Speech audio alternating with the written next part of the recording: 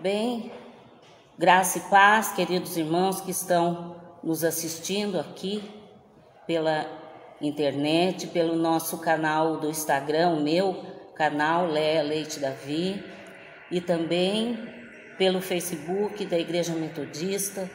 Louvado seja o nome do nosso Senhor Jesus Cristo. Nós estamos aqui começando a nossa aula de escola dominical hoje, substituindo, ou seja, tentando substituir o nosso querido Marco Aurélio, que se encontra lá em Vitória, dando conta das tarefas de uma pós-graduação. Isso é motivo de muito orgulho para nós, saber que o Marco é uma pessoa tão dedicada, que se empenha tanto, não só nas coisas de Deus, mas também em trabalhar e se preparar para ajudar o próximo. Eu soube que a banca dele foi muito boa, já defendeu, e eu estou feliz por isso. E hoje, então, nós vamos continuar a segunda lição sobre o Advento. Domingo passado, o Marco começou a falar sobre o Advento, que é este período do Natal que antecede, os 4 domingos que antecedem o Natal. E hoje, então, nós vamos começar o segundo domingo do Advento, né? Hoje, agora há pouco, a Carol estava me perguntando o que é o Advento, né? O Advento é um período comemorado por todas as igrejas cristãs, evangélicas, católicas, que antecede o domingo do Natal. E nesse período, então, nosso hábito lembrar, né, a profecia, as histórias de Jesus, do Natal, mas principalmente a esperança, porque é isso que o Advento nos traz, disso nós pretendemos falar hoje. Mas vamos orar? Nosso Deus e nosso Pai, louvado seja o teu santo e bendito nome, ó Pai. Nós estamos aqui prontos, ó Pai, para nos esvaziar de tudo que é nosso e pedir que o teu Santo Espírito nos encha, ó Pai, nos use, porque tu sabes que se formos pela nossa própria força, com certeza não faremos aquilo que é a tua vontade. Venha, ó Pai, manda o teu Santo Espírito nos inspirar aqueles que virão a nos ouvir, aqueles que estão nos acessando agora, quem está aqui presencialmente, para que nós possamos realmente repartir um pouco desta maravilha que é a tua palavra, e especialmente nesse período do Advento. Te pedimos desde já que tu estejas com o Marco Aurélio, aonde ele esteja, ó Pai, cuidando, fazendo dele, ó Pai, como servo teu, o melhor. Assim eu oro em nome de Jesus. Amém. E agora, então, hoje eu quero falar um pouco sobre a profecia, né? O que é profecia? Hoje nós temos aqui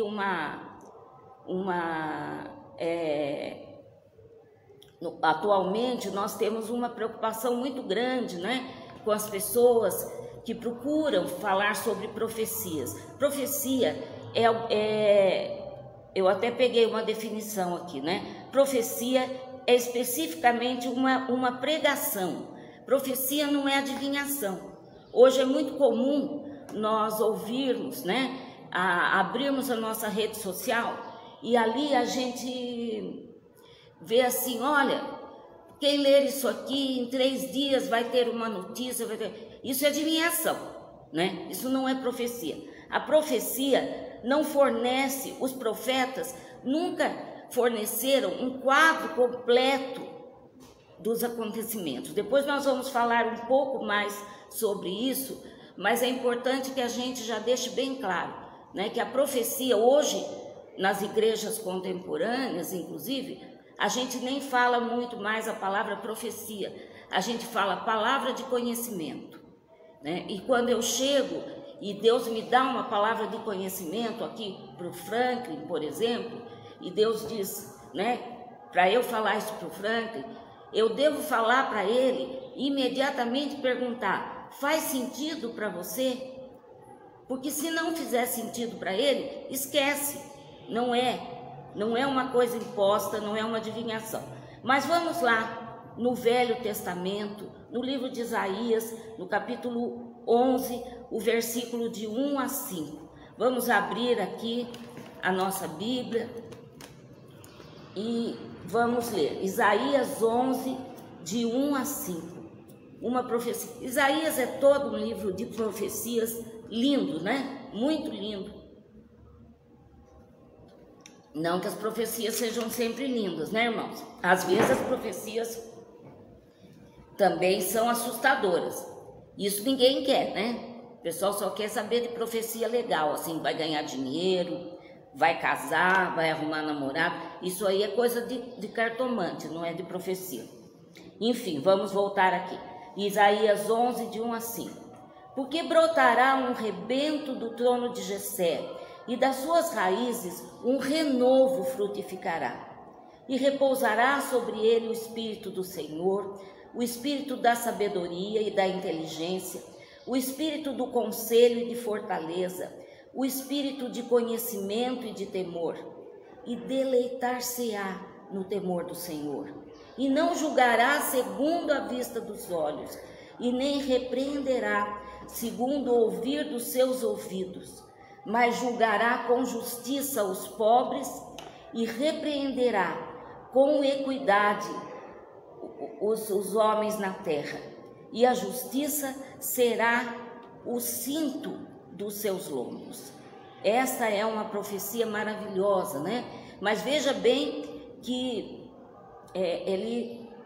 o profeta aqui, ele dá algumas pistas seguras, né? Da onde viria esse rebento? Do trono de Jessé, né? Da raiz de Davi, do trono de Jessé. E fala das características, né? E a maior característica que ele termina é a justiça, né? No sentido de justificar, irmãos, não de julgar. Aqui temos ainda em Isaías outra profecia. Isaías 53 agora, vamos lá? Isaías 53, do 4 ao 5.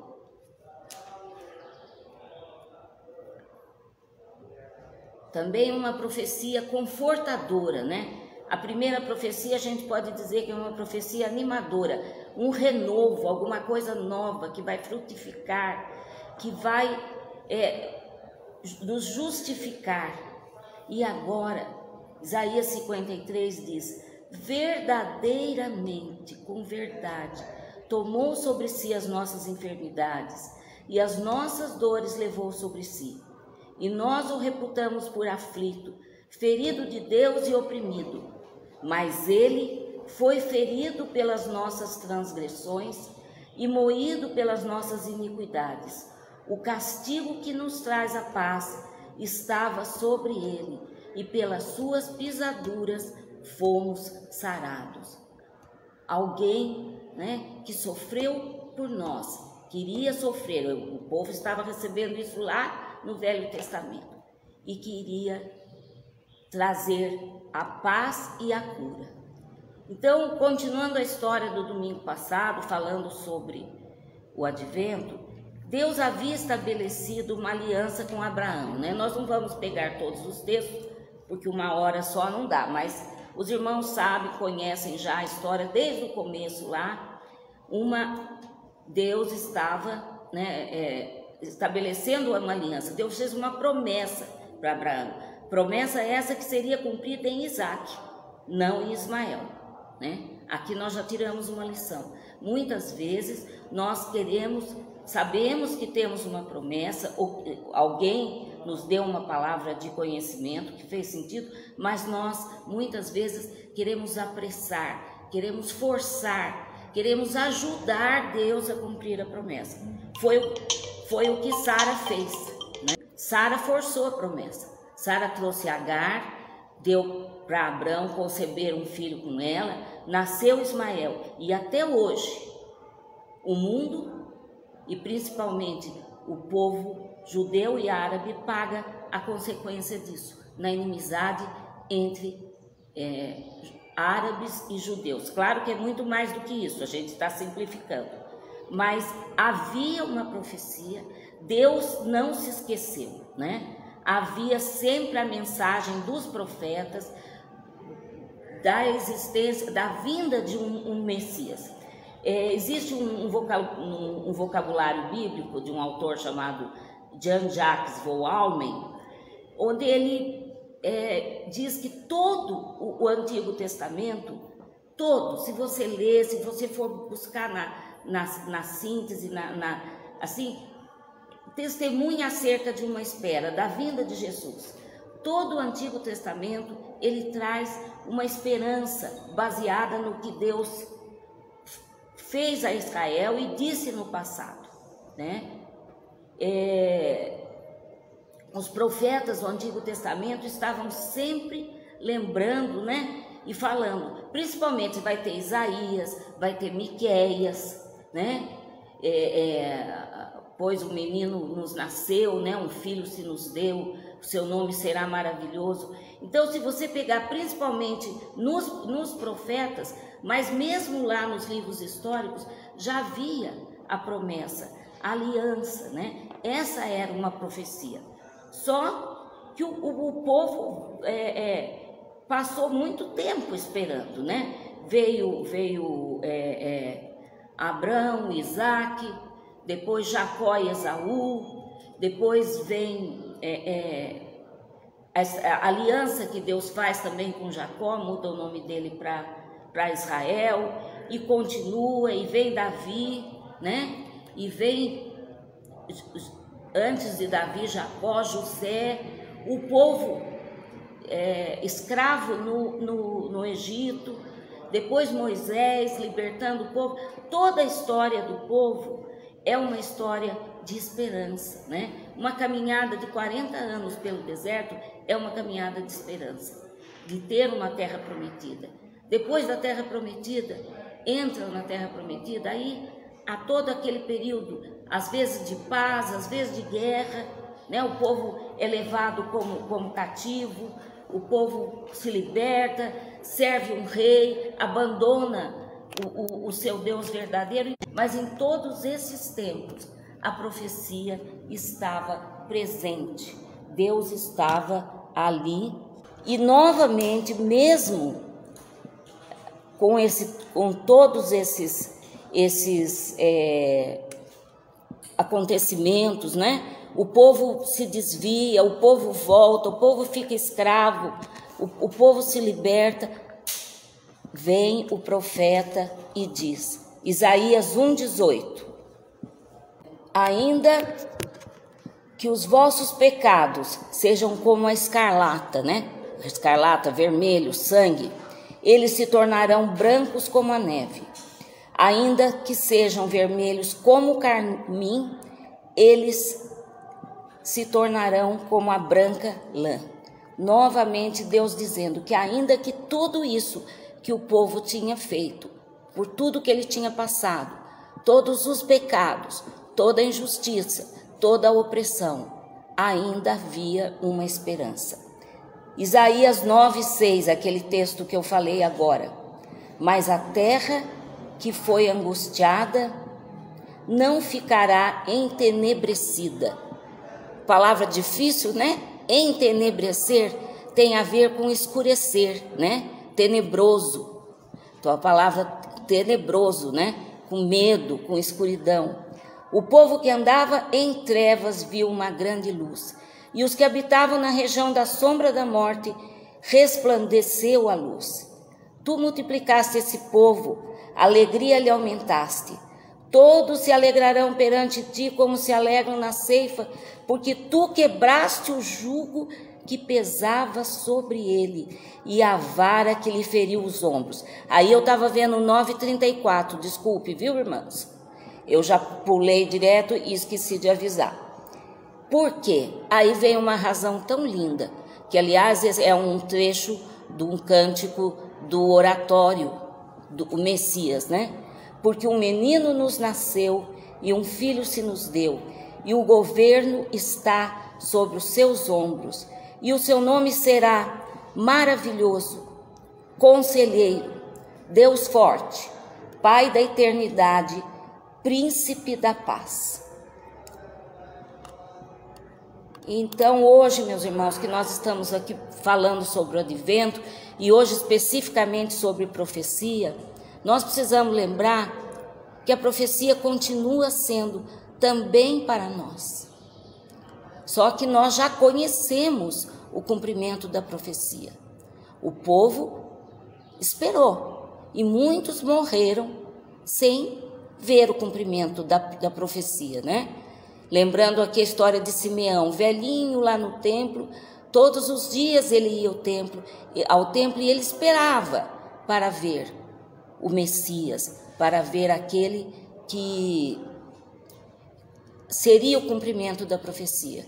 E eis que quando Maria e José chegam ao templo para apresentar Jesus, e ele olha e ele toma aquela criança no colo e ele diz: agora, pois, despede em paz teu servo, porque os meus olhos já viram a tua salvação. Né? Que alegria, que paz para Simeão, né? Que esperou tanto tempo e conseguiu ver fisicamente. Mas muitos morreram sem ver, mas não morreram sem crer. E hoje a profecia também é para nós. Só que nós temos a grande vantagem de já tê-la visto cumprida, pelo menos a parte que foi determinada no Velho Testamento. Que viria um renovo, que brotaria, que nos justificaria, que tornaria os nossos pecados brancos como a lã, que morreria sobre nós, para nós, e nos daria a possibilidade de escolher a salvação.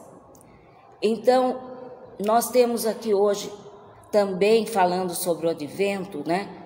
Como eu estava falando para a Carol antes do começo da aula, o advento também é uma espera, né? Até porque advento não se refere especificamente ao Natal. Quando a gente fala o advento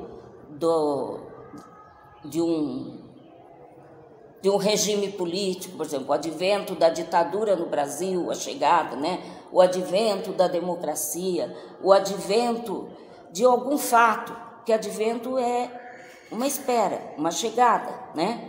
Mas também, para nós hoje, a espera do advento pode se converter em esperança. A nossa vida, eu tive pensando, o que eu traria para vocês em termos disso tudo? A nossa vida se resume sempre em esperas, em esperança, né? Se você pensar em cada ciclo da sua vida, desde que você nasce, você está esperando alguma coisa. Quando você perde a esperança? E, como disse o Frank aqui, não podemos perder a esperança, né? Quando a gente, você já viu, quando a criança é pequena, né? E ela espera o aniversário, ela espera o Natal, né? As crianças, a minha neta ainda não tem muita noção do tempo, do calendário, e toda hora ela fala: o meu aniversário está perto, o meu aniversário vai chegar. As crianças esperam, né? E vão esperam o momento de entrar na escola, depois a gente cresce, né? Na juventude a gente espera estudar, se formar, depende obviamente, né? Da cultura, mas em todas as culturas, por mais diferentes que sejam, existem ciclos que são baseados pela esperança, que coincidem mais ou menos com os ciclos do desenvolvimento da pessoa, né? Na juventude, nós esperamos, então, fazer uma carreira, né? Esperamos encontrar um companheiro, uma companheira, né? Depois, buscamos o sucesso profissional, o trabalho, buscamos uma carreira, buscamos a formação de uma família, é uma opção, né? Não é necessariamente uma obrigação, mas a maioria de nós buscamos e vamos assim. Obviamente que nós sabemos que nesses caminhos de esperança há muita desilusão, né? Dependendo de onde a pessoa nasceu, de onde a pessoa vive, as esperanças são muito diferentes. Essa semana eu estava assistindo, ontem, tem um documentário no Netflix que chama O Cameraman de Cuba. e é um norte-americano que durante 40 anos ele viajou em várias décadas para Cuba e foi registrando, só registrando, né? Sem julgamentos, sem conclusões. E eu também assisti assim, porque a gente tem eu tenho muita curiosidade de saber, né, da vida deles, de um regime tão fechado, que se falam tantas coisas. E aí ele vai registrando ali todas as mudanças, todas as dificuldades, e são muitas, né? Principalmente depois que Cuba perde o apoio que a União Soviética deixa de existir, né? E Cuba vai sofrendo todos os embargos, todas as esperanças são muito diferentes, né? Lá eles esperam ter o que comer para o dia de hoje, em algumas décadas, né? Há uma família de irmãos que trabalham na zona rural e eles esperam só que eles consigam plantar, né? Aí alguém rouba o boi, num momento lá do documentário, alguém roubar a fome, as coisas levaram, ladrões roubaram a junta de bois que ele usava para preparar a terra para plantar, e ele fica muito triste, e ele leva 5 anos juntando dinheiro para comprar outro boi. E quando o cinegrafista volta lá, ele está com um boi novo e está feliz, quer dizer, são esperanças, são variadas, né? Nós que vivemos numa sociedade ocidental, que temos um padrão de vida de classe média, né? Assim, nós temos mais opções de esperança, mas nós sabemos que mesmo no nosso país, as esperanças são muito variadas. E tem gente, né, que espera mesmo ter o que comer para hoje, espera ter onde dormir essa noite. Mas sempre existe uma esperança. Agora, falando da nossa vida, né, que o Frank falou, nós perdemos a esperança, porque às vezes a gente se a gente cria só essas esperanças, eu fico pensando assim na minha vida, né? Estou com quase 70 anos, então tudo que eu planejei para a minha vida, de alguma forma, eu atingi, né? Eu estudei, eu trabalhei, eu casei, eu tenho um casamento estável de mais de 50 anos, eu criei uma família, a coisa que eu mais esperava na minha vida, que era ser avó, graças a Deus, Deus me concedeu. Mas, e agora? Bisavó. Hã? Bisavó. Ah, difícil. O Franklin, eu bem queria ser bisavó, mas eu virei uma avó muito tarde, acho que não vou conseguir. Mas eu tenho que esperar coisas além da minha vida, né? Porque a minha esperança maior não é essa. A minha esperança está em Cristo, né? Eu ainda tenho expectativas, eu quero ver toda a minha família convertida, servindo a Jesus, meu marido rendido, servindo a Jesus. Eu quero ver a minha neta servindo a Jesus. Não importa, eu não faço proselitismo de igreja, mas são esperanças muito maiores. Mas ainda assim eu tenho outras esperanças. Tenho aqui o Frank, que é um menino jovem, mas ele já está há 2 anos só esperando a aposentadoria, vê se pode isso. Mas ele já tem uma esperança de projetos para depois da aposentadoria. A Carol, que acabou de casar, né? Quanta esperança levou esse casamento, né, Carol? É verdade. E agora? Casou, acabou a esperança? Não, agora são outras esperanças, né? E a vida é feita assim. Mas é importante a gente lembrar que a esperança maior ninguém pode nos tirar, porque essas esperanças que eu falei da minha vida podiam não ter se cumprido. Alguma esperança sua pode não se cumprir, Frank, né? Então, e muitas vezes as coisas que a gente espera não acontecem e a gente vai lá na frente e a gente fala assim, ainda bem que não aconteceu, né? Porque se acontecesse, não ia dar certo para mim. Ou às vezes a gente tem que lutar com o fracasso mesmo, né? Quantas coisas, às vezes, quantas mulheres esperam, às vezes, engravidar, ter um filho e não conseguem. E tem que administrar isso. Então, né, às vezes a gente espera um sucesso profissional e não consegue, né? A gente se empenha e não consegue.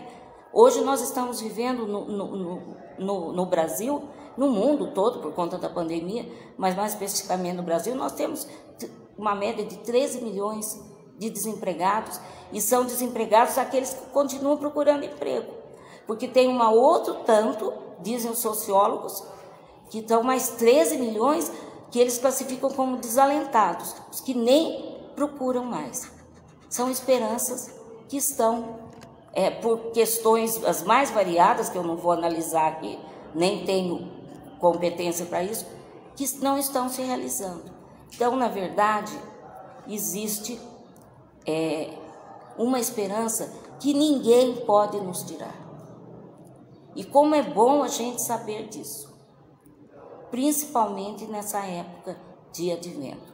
Talvez as suas esperanças da vida de casada, Carol, não se completem todas como você imagina, mas pode ter certeza que elas serão melhores e que você tem uma esperança maior, né? E por quê?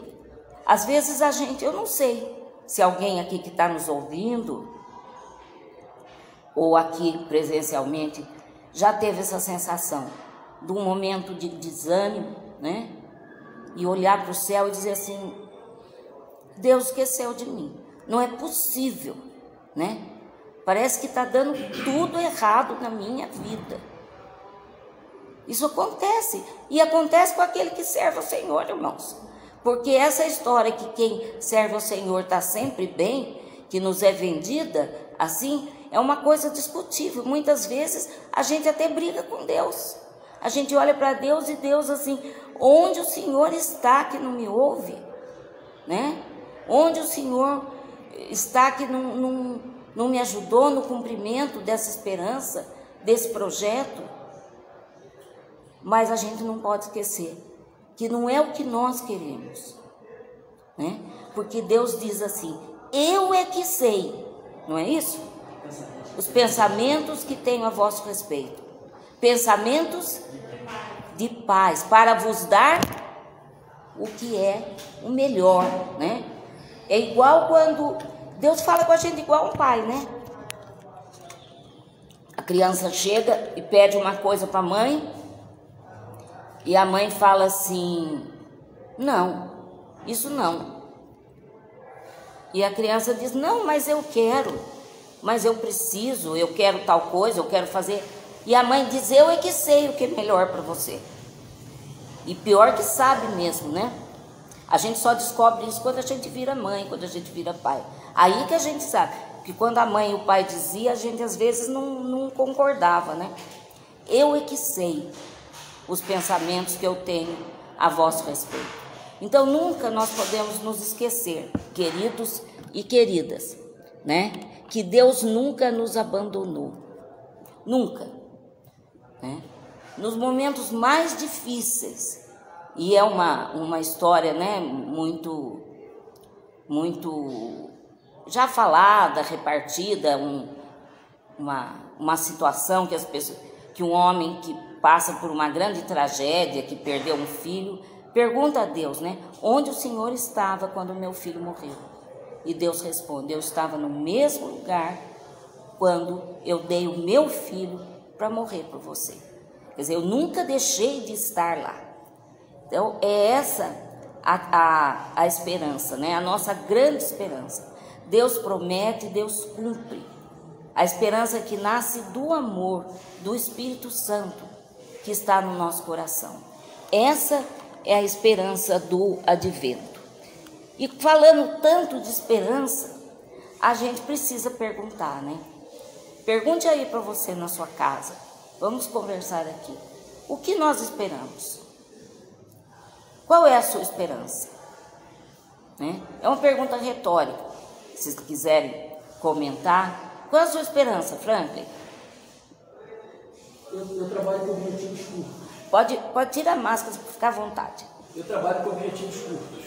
Isso, trabalha. Claro, tem objetivo final, mas eu vou Sei. um passo de cada vez. Né? Isso. Hoje é me aposentar. Isso. E ir para Minas, na minha cidade lá no interior, lá com a minha esposa, viver a nossa vida de aposentado. Então, olha só, o Franklin diz que ele trabalha com projetos curtos, assim, passos, degraus. E hoje, então, a esperança dele é se aposentar dentro de uns 2 anos, Franklin? Se Deus quiser. Privilegiado, né? Porque ele não precisa aposentar por idade. Olha que benção. Franklin é militar, serve ao país e ele vai poder se aposentar. E morar em Minas e viver uma vida de aposentados com a sua esposa, Keila, né? Então, e ela tá assim: oi Keila, tudo bem? Vamos falando de você aqui. E eu vou contar para você uma coisa, Franklin. Quando chegar a sua vida de aposentado, você vai descobrir que não era bem do jeito que você imaginava. E aí você vai construir outras coisas, né? Porque eu estou aposentada faz 11 anos e eu não me arrependi, não, né? Não teve nenhum dia que eu levantasse e dissesse: hoje eu não tenho o que fazer. Mas muitas coisas que eu planejei fazer na minha aposentadoria, eu ainda não fiz. Mas eu espero fazer, né? Eu ainda espero. Aí, olha, descobri uma esperança minha que ainda não... Eu quero morar uma temporada, não quero morar definitivo em Ubatuba. Era um projeto que eu tinha, né? Então, eu quero ver se o ano que vem eu começo a trabalhar nesse projeto. Vocês podem achar que é uma coisa banal, que é uma coisa, né? Mas para mim é um projeto. Mas está nas mãos de Deus. E eu já penso assim, que se eu conseguir ficar lá, ai que bom, eu vou servir lá na igreja metodista, eu vou frequentar lá. Por quê? Porque a gente sempre vai encontrar uma família onde a gente estiver, né?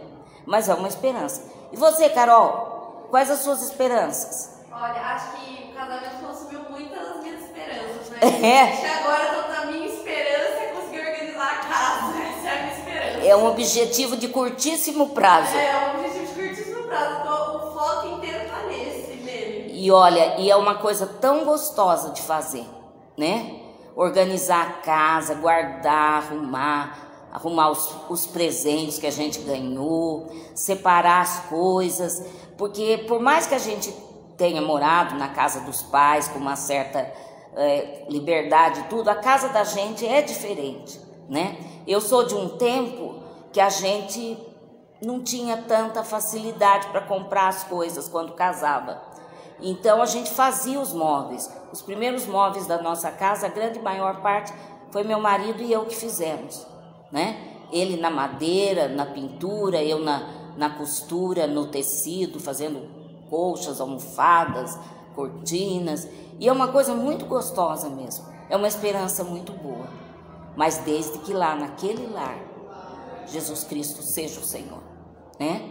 A gente não pode esquecer disso. Se o tempo não é preenchido, né? O que sentido tem o meu presente hoje? A minha filha fala muito sobre isso, né? Mãe, tem que viver uma vida de propósito. Hoje é muito comum isso, né? Tem que ter uma vida de propósito. Quer dizer, você não veio nesse mundo para passar pelo mundo assim, atravessar pelo mundo quase que automaticamente, né? Qual a sua esperança? O que sentido tem o seu presente? Às vezes o que tem sentido para mim pode não ter para você, mas o seu sentido é válido, o meu também, né? Fala. Eu falei do objetivo curtíssimo que é me aposentar, né? É. Primeiro eu posso se aposentar, mas eu estou me preparando para isso. Eu hoje faço teologia com vistas do pastorado. Aí, olha só que é uma esperança que eu tenho. Que vai conjugar na vida da aposentadoria. Que maravilha, olha só, nós vamos ter um pastor jovem, esse menino jovem. Ah, então, para mim isso é jovem, é um filho, né? Para mim é um filho que vai, né, se empenhar num pastor, né, alguém que aspira ao ministério. Isso é muito bonito nos dias de hoje, né? Uma pessoa que já tendo trabalhado, já tendo serviu a pátria, né? E agora vai servir a Deus. Por quê? Porque tem um propósito na vida, né? Não vai ser fácil, viu? É tudo bonito de falar, mas na hora de pôr a prática, né? E ainda mais hoje, né? Que as pessoas esperam tanto da igreja, as igrejas estão aí tentando, né? Ocupar um espaço, até um espaço social, né? um espaço muitas vezes que é deixado pelo próprio, pelo poder público, né? Esse vazio de valores também que a nossa sociedade Esse vazio de valores, né? O nosso papel como igreja hoje é um papel muito sério, porque mais do que nunca, ser luz do mundo e sal da terra está difícil, mas é importantíssimo, né? Ser pastor, ser um servo que serve a Deus, isso tudo é um sentido para o nosso presente, né? Eu não estou dizendo que é o único, outras pessoas podem ter outro sentido. Eu, por exemplo, na minha aposentadoria agora, depois de ter servido a Deus em alguns ministérios aqui na igreja por mais de 50 anos, o meu chamado não é dar aula, viu, irmãos? Por isso que eu estou aqui hoje, assim, meio difícil. Eu já dei aula por mais de 20 anos na escola dominical. Mas o meu chamado hoje é da ação social. É de cuidar das pessoas, é de ir atrás daqueles que precisam. Deus pôs isso no meu coração, né? E é isso que eu tenho tentado fazer. É isso que tem preenchido o sentido da minha vida agora. Porque eu acho que Deus tem me dado tanto, né? Deus tem cuidado tanto de mim, que eu preciso retribuir isso com aqueles que estão necessitados. E isso anima o nosso presente, né? É uma expectativa que nos ajuda a viver uma vida com menos vazio, né? Acordar todos os dias sabendo que você tem um propósito, um projeto. E claro, o nosso maior propósito, nosso maior projeto é servir a Cristo, né? Mas assim como Jesus diz a Pedro: você me ama, Pedro? Sabe que eu te amo, Senhor? Então cuida das minhas ovelhas. É basicamente isso, né, que a gente tem para lembrar, né? Se o tempo não for preenchido por um presente dotado de sentido, a espera corre o risco de se tornar insuportável, né? O futuro parece incerto. Para o Frank, aqui o futuro... Coitado, hoje o Frank vai ficar aqui de Cristo, né? Porque eu estou sempre citando ele, mas é porque eu admiro. O Frank não vai... Parece que não é tão incerto, né? Parece que não é tão pesado. Existem expectativas boas. Por quê?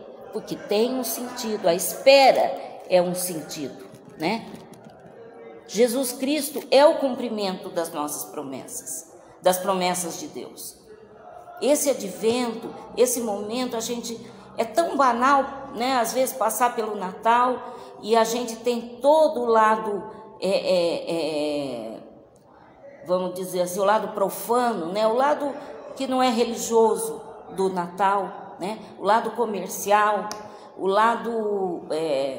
tem vários natais, né? Tem o Natal do comércio, tem o Natal da comida, tem o Natal da ação social, que é muito importante também, mas o Natal de Jesus Cristo, né? Da criança que nasce na pequena cidade de Belém, o Natal da humildade.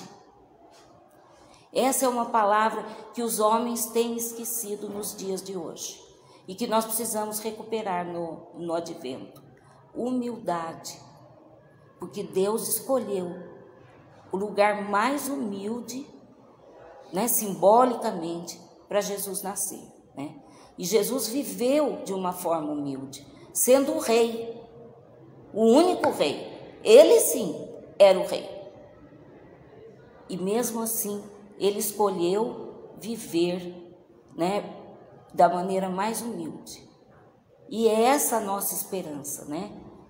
De Jesus Cristo, dessas promessas todas nascendo, vivendo no nosso coração durante esse período de Natal, né? O Verbo se fez carne e habitou entre nós, cheio de graça e de verdade, e vimos sua glória, a glória do Pai, né?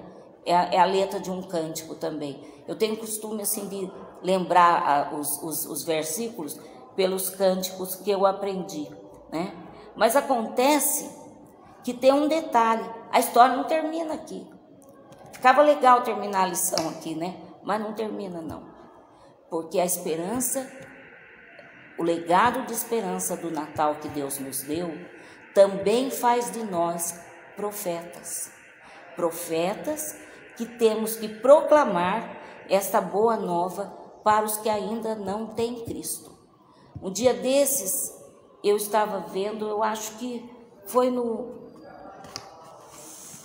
YouTube, uma reportagem, que existe uma ilha no Golfo de Bengala, eu acho que é no Golfo de Bengala, uma ilha perdida lá, que ninguém, que é habitada por selvagens, né, por seres totalmente sem contato com a civilização. Pena que agora não me veio o nome, mas eu prometo depois que eu passo para vocês. Tem até a foto, assim, uma foto tirada de avião, né, de um navio encalhado lá, é uma baía de corais e tudo, e aí a reportagem fala sobre isso, que é um lugar que ninguém consegue se aproximar, ninguém. Eles são extremamente hostis e para tirar a tripulação desse navio que encalhou foi um trabalho muito difícil, helicópteros debaixo de flechas, entendeu? E houve lá nos anos, no século XX, meados do século XX, um missionário que tentou entrar na ilha e o corpo dele foi deixado na praia, ele foi assassinado. Então eu estou falando isso por quê? Porque quando a gente fala assim, a palavra de Deus já está pregada a todas as pessoas, né? Aí eu fiquei vendo essa reportagem, eu falei assim, esses aí não ouviram a mensagem, né? E eu nem sei como vão ouvir, porque eles não deixam nem ninguém se aproximar, né? Mas a palavra diz que Jesus, que a mensagem de Jesus tem que ser levado a todos, né? É verdade que hoje nós temos sem número de veículos de comunicação, nunca se publicou tanto livro, nunca se gravou tanta música, né? Nunca se fez tanto material online, nunca o evangelho foi tão disseminado, né? Por todos os meios. Então, pode ser que não tenham aceitado, mas muita mais gente hoje tem ouvido falar do Evangelho de Cristo. Embora existam países, né? Eu acompanho pelo Instagram uma página que é da Igreja Perseguida, né? E nós sabemos que existem países, né? Principalmente no Oriente, na Ásia, né? Em que, principalmente países de tradição muçulmana, em que os cristãos ainda são perseguidos a ponto ainda de pagarem com a própria vida, né? Então, existe sim uma grande dificuldade, mas mesmo nesses países, os cristãos se reúnem, escondido, enfim, o evangelho tem sido pregado, mas nós ainda precisamos, porque muitas vezes não é lá aquele selvagem que não deixa nenhum helicóptero se aproximar, às vezes está do lado da nossa casa, às vezes senta na mesa, bate cartão junto com a gente no trabalho, né? Às vezes é uma pessoa que você diz, nossa, mas essa pessoa aí sabe tudo, mas ninguém chegou e pregou e levou a mensagem de verdade, né? A mensagem da salvação, a boa nova de Cristo como Salvador. Jesus Cristo falou sobre isso, né? Na primeira manhã, quando ele ressuscitou e apareceu, eu costumo até dizer que foi a primeira aula de escola dominical, né? Jesus Cristo falou o quê? Ide e pregai. Ide e pregai. É esta a tarefa da igreja. Eu costumo dizer que, ontem ainda comentei isso num grupo da igreja, depois do altar, onde a gente adora, onde a gente recebe a unção, o lugar mais importante da igreja é a porta de saída. O banco é só uma passagem, porque o lugar mais importante da igreja é a porta de saída. É para onde nós devemos sair para pregar, para levar. E o mundo está faminto. O mundo está faminto, não só de comida para o corpo físico, mas o mundo está faminto de esperança. E não precisa... Nós vivemos numa cidade com um IDH razoável, está entre as melhores cidades para viver e tudo mais. Mas perto da onde eu moro, na rua ao lado da minha, tem uma família, assim, numa situação de extrema vulnerabilidade, né? E eu entendo que se ela está ali, tão perto de mim, é ali que eu tenho, que eu nunca vou lá naquela ilha enfrentar aquele selvagem, não vou mesmo, né?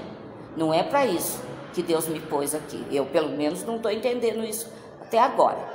Mas essa família, sim, ela precisa de mim. Eu entendo isso, né? E de pregar, né? Não há, e para a gente não ter dúvida, João Wesley falava o quê? Não há mais nada a fazer a não ser salvar almas. Essa é a tarefa maior da igreja.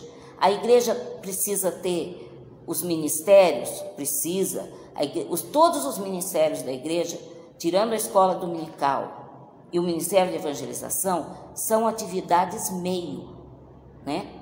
Meio, para quê? Para atingir o fim, que é levar a boa nova, levar a esperança, né? O advento, com sua beleza e sua poesia, é uma oportunidade valiosa para proclamarmos a todos que Jesus é Deus conosco. Tá tudo bem, Carol? Tudo bem. Tá? Eu preciso só ficar checando, né? Porque o medo de estar tudo errado é grande. Tá tudo bem. Tá certo. Nada como a gente ter uma técnica assim ao nosso dispor. Que beleza. Deus abençoe a Carol. Porque é impossível a gente não se encantar nessa época, né? Eu gosto muito dos cânticos de Natal. Eu levanto todos os dias, pondo no celular os cânticos de Natal, os mais tradicionais, os mais novos, e gosto de ver. Eu gosto de Natal, gosto de enfeitar a árvore, só não gosto assim muito dessa parte de comércio, né? Esse ano eu já combinei com a minha família, eu fiz um projeto de Natal com eles, né? Eu tenho 2 filhos, uma filha, um genro, 2 noras e uma neta, e meu marido. Então, eu fiz um projeto de Natal, que em vez de... Esse é o meu projeto, né? Eu até queria deixar aqui. Qual o seu projeto de espalhar a esperança da manjedoura nesse Natal? Nós precisamos ter um projeto, né? O que vocês vão fazer nesse Natal?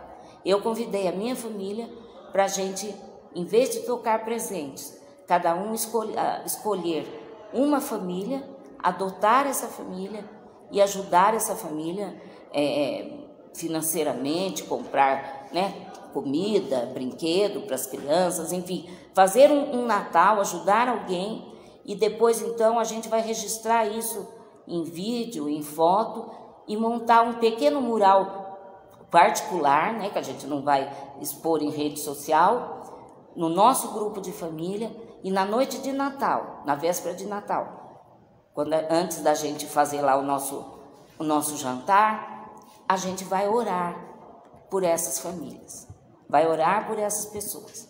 E parece que o pessoal lá já aceitou, né? Já gostaram. É o meu projeto de espalhar a esperança. Não acho que eu estou fazendo nada assim, não estou me vangloriando disso, estou contando para repartir e para dar ideias. Qual é o seu projeto de Natal?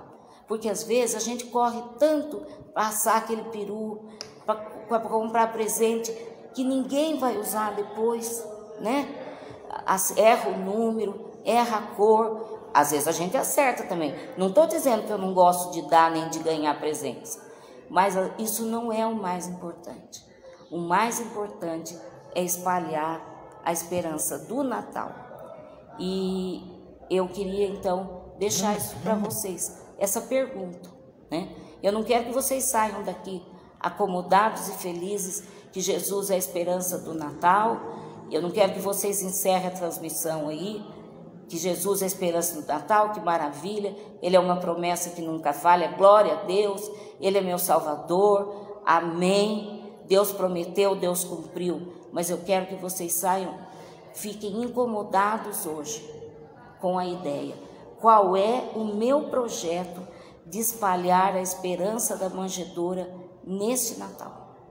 O que, e não precisa responder, é uma pergunta retórica, quero que vocês pensem nisso. O que eu vou fazer neste Natal para espalhar a esperança da manjedoura? Porque sem isso, eu acho que o Natal não tem sentido.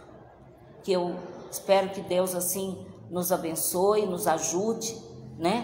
A escolhermos, fazermos boas escolhas. Que o nosso Natal possa ser realmente um Natal o Natal raiz, né, como a gente fala hoje, Natal da humildade, da manjedoura, da madrugada. Eu acho lindo essas coisas. Que Ele possa realmente, Deus nos ajude, né, a sermos profetas da esperança, né? Graças a Deus não precisamos ser aqueles profetas do Velho Testamento que falavam, né? Ai de ti, né, raça de víboras, quem vos ensinou? Embora às vezes eu escute João Batista falando isso para mim, sabe? Raça de víboras, quem vos ensinou a fugir da ira vindoura? Porque quando eu sinto que eu estou... Mas nós não precisamos falar, né? Ai de ti, Taubaté, ai de ti. Por sinal, hoje é aniversário da nossa cidade. É bom registrar, né? São 378, 76 anos de emancipação, né? Nem emancipação, porque Taubaté... Não, Taubaté já nasceu emancipada, né? De fundação, né? Um dos primeiros núcleos populacionais do Vale do Paraíba. Assim como a nossa igreja, né? Que acabou de completar 132 anos como a primeira igreja evangélica, não metodista só, evangélica do Vale do Paraíba. E o nosso tema foi esse, esperança, né? Então, que nós possamos nesse Natal ter um projeto, ter um propósito de transmitir a esperança. Que esse advento nos ajude, que Deus nos abençoe, né? Que faça dos nossos talentos o melhor, que a gente possa realmente fazer resplandecer a luz de Cristo, não a nossa, porque a gente tem muito disso também, né? A vaidade humana é uma coisa perigosíssima, né? A gente precisa tomar cuidado. É Jesus que deve crescer, não nós. Que Ele nos abençoe e nos guarde. Agradeço a paciência de vocês que estão aqui me ouvindo, né? Se quiser acrescentar alguma coisa, ficaria muito honrada. A paciência de vocês que estão me assistindo, espero que tenha dado certo. Nós vamos orar aqui agora, né? Não sei se alguém quer acrescentar alguma coisa.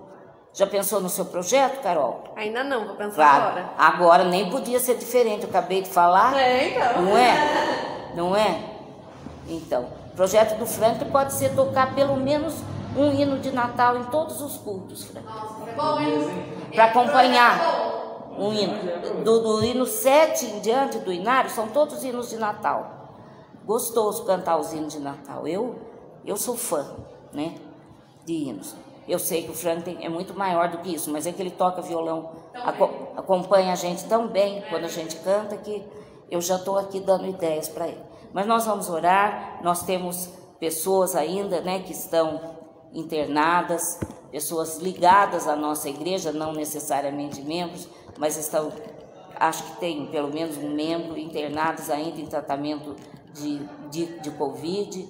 Eu não sei se tem mais alguém precisando de oração, mas eu sei que tem lá no grupo, né, de oração, tem várias, tem a Antonella, que é um bebezinho, né, lá da família da Carol, que nasceu com uma deficiência cardíaca muito, muito grave, está lá em tratamento, a família está realmente muito fragilizada. Como será, né, a esperança deles nesse Natal? Vamos orar, né, pela Antonella, pela sua família. Vamos orar por outras pessoas que nós sabemos, não vamos citar aqui, mas principalmente vamos orar para que a esperança do Natal possa ser verdadeira na nossa vida e na vida da nossa igreja. Você ora para nós, Franklin? Senhor, muito obrigado por mais um dia, muito obrigado por esse domingo de sol. Podemos estar na tua casa atendendo de ti, Senhor. Nós pedimos em nome do Senhor Jesus que o Senhor venha encher o nosso coração de esperança e que essa esperança ela possa sair de nós refletindo a tua vida, Senhor. Que a nossa esperança possa alcançar outras pessoas. Que a mensagem da manjedoura, que a mensagem da cruz possa chegar a outros através de nós. Nós te pedimos isso com humildade, Senhor. No nome do Senhor Jesus. Amém. Amém. Louvado seja o nome de Deus.